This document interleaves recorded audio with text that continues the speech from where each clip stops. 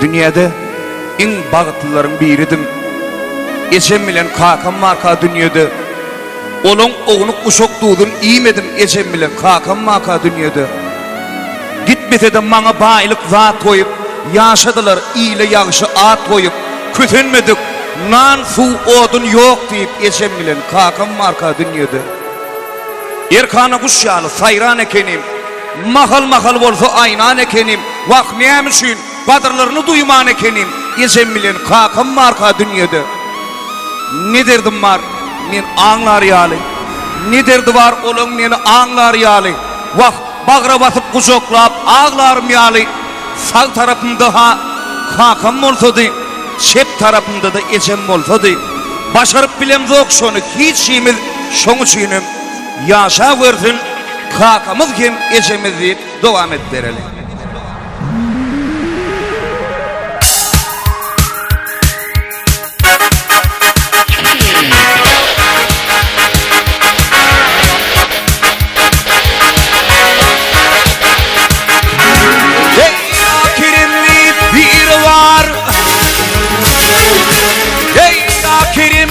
Bir var din duşumdan ayırmay, canım benim atamı akıl huştan ayırmay,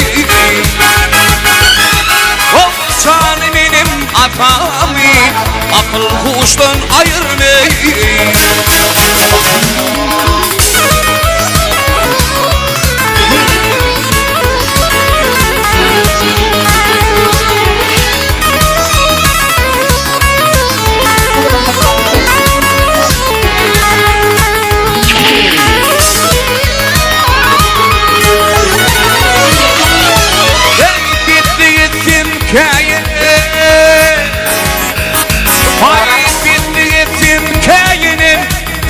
Altın çayılın alır bir gün atamı halal aşkın ayırmay, alır bir gün atamı halal aşkın ayırmay. Ayırma boy ayırmay, kakam canın ayırmay.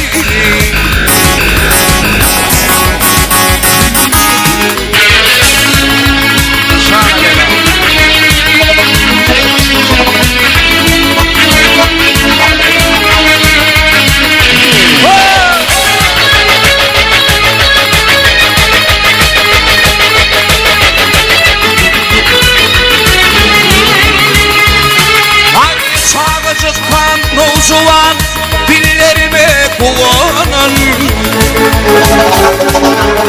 akit verip indirin için canın ayırmay, akit verip indirin can içindir ayırma.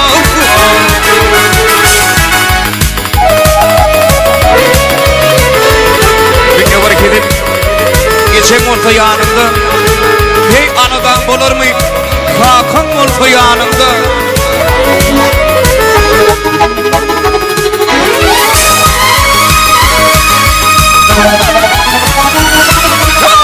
Bilinçime bilinin, inancıma kıymanın, ağlaşım yolu salın, doğunumdan ayırmay. Hey ağlaşım yolu salın, ağalımdan ayırmay.